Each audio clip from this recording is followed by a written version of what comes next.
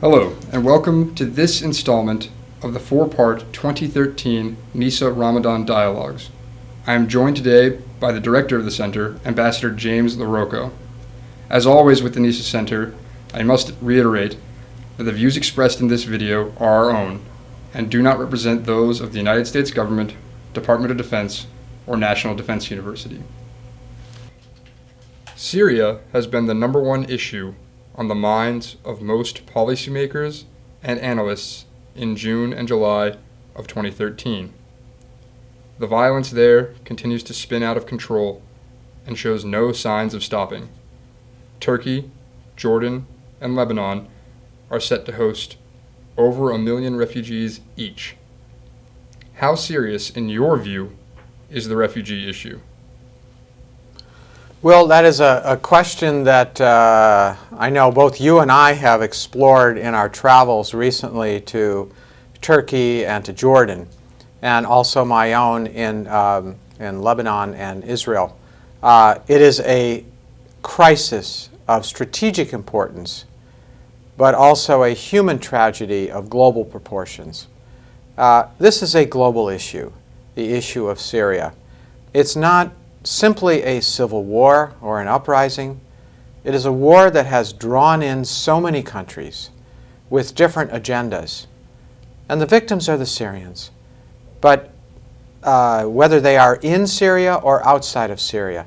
But now, because so many refugees have gone to other countries, it's a tragedy and a strategic threat to these countries as well. If this war goes on for another 2 to 3 years, and some believe it will, if not longer, we could see these numbers of refugees double or maybe even triple. And the notion of Jordan hosting as many as 4 million refugees, Lebanon a similar number, Turkey perhaps 2 million refugees, this is something that I hope would clarify to everyone what is at stake here in terms of humanitarian interests and strategic interests. And in my view, it is a time when we do need to act. What about other issues that we should be looking at more closely? How is the U.S. responding to these issues? Well, as we look at these issues, the humanitarian one is the one that I think people are most familiar with, and the world community has taken steps to try to assist. But we're only dealing with symptoms here. We're not dealing with what creates the refugees, and we're not dealing with the other issues.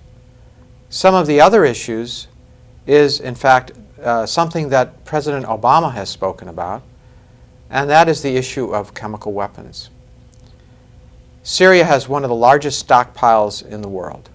Now, let me be clear.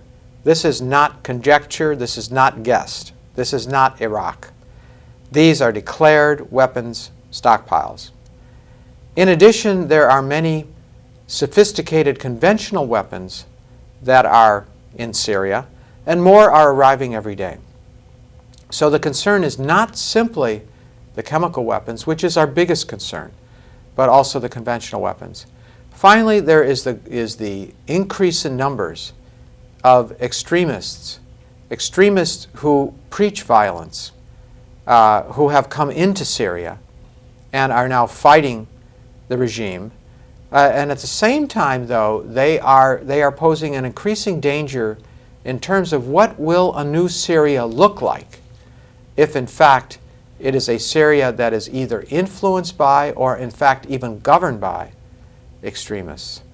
So we see a number of challenges that have grown, and this is what makes the Syria situation so much on the minds of everyone. Where will this end up is what people are asking, and so far the world community has provided no clues in terms of an answer to that question. You've indicated that the Syrian conflict will affect the entire region. If this war continues for another 2 or 3 years, what will Syria look like? What will the region look like? I already talked a bit about the region in terms of hosting refugees, but what I also see is the eradication of borders completely. This will be very difficult to maintain control borders if if the current policies continue. On the other hand, what I see is a destroyed Syria. It is largely destroyed already. It is already fractured into many pieces, including ungoverned spaces. If this goes on for another 2, 3, 5, 7 years, just multiply the damage done so far by 3 or 4. And we'll see entire cities decimated. Aleppo, Homs, Hama, even Damascus.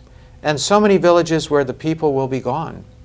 And these are villages sometimes populated by different sects of Islam, Christians, different sects of Christianity.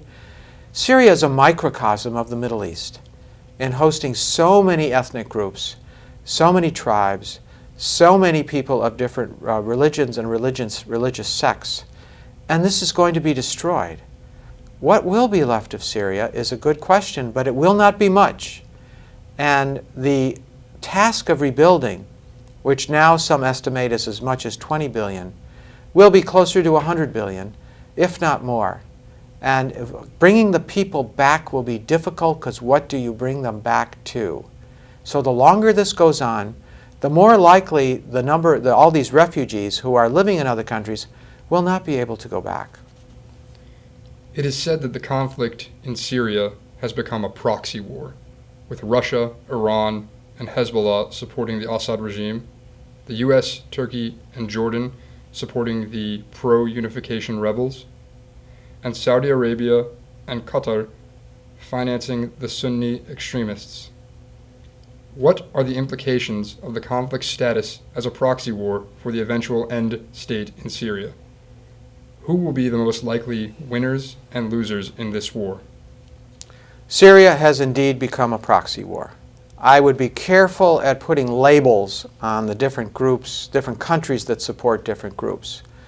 But it's very, very clear that every country has its own agenda. Every country has its own vision of what they want, and that every country has its own interests that it's trying to protect. As this war goes on, everyone is going to be affected negatively unless there is a clear, decisive victory. And each of these countries, while they may be trying to win, at this point it looks more like they're trying not to let the other country win. And this means that whether you're talking about Russia, Iran, or the Assad regime itself, they are suffering. And with each passing day, each passing month, each passing year, are going to suffer more. And it's going to cost them more. But that is also true of the Saudis, the Qataris, who are pouring money in there. This is costing them more as well. And it is also true for the United States and others who are opposed to the Assad regime, but at the same time their costs and the cost to them are going up dramatically. So what we see is a checkmated situation where in fact nobody's winning, everybody's losing. Now if, for example, the Assad regime emerges victorious from this, which I find very difficult to imagine, this will be a strategic victory for Iran and for Hezbollah. And it's precisely for this reason that I believe that the Gulf states, the United States, Turkey, Jordan, each of these countries will work hard to deny that victory. And the tragedy is the victims will be the Syrians to this strategy.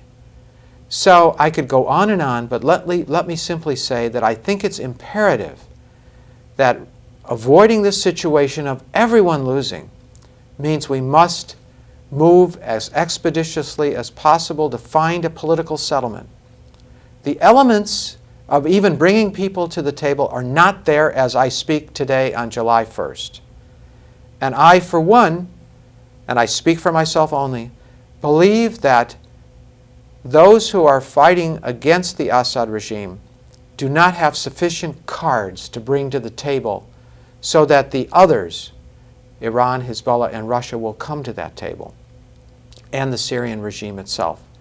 So I believe that it is a time for action, more action, by those who are opposed to this regime, to unify their ranks with a common vision and a common goal, so that Assad knows he cannot win, so that Russia knows that if it is to protect its interest, it is in its own interest to come to the table and negotiate.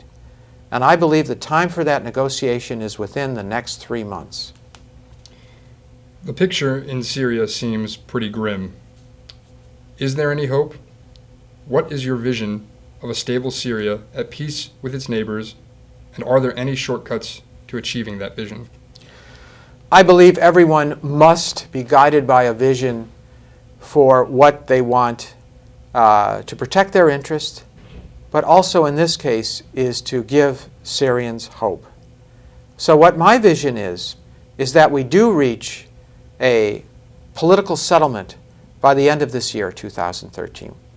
That this political settlement permits a coalition government without the presence of Bashar al-Assad, but that all minorities are represented in this government, that minority rights are protected, and that in this case we have a true leadership that is prepared to lead. But they cannot do it alone. Those on the outside, including Russia, can have a place at the table to secure their interests. And that, in fact, together we can take on the enormous task of rebuilding Syria. But I believe it would take as many as 5 to 10 years to do so. At the same time, the Syrians as a people are an enormously industrious people. You look at what Lebanon has done despite the civil war. Syria can do the same. Syria can become a very rich and prosperous country that is, in fact, a bridge between Turkey and Central Asia and Europe and the rest of the Middle East down to the Gulf.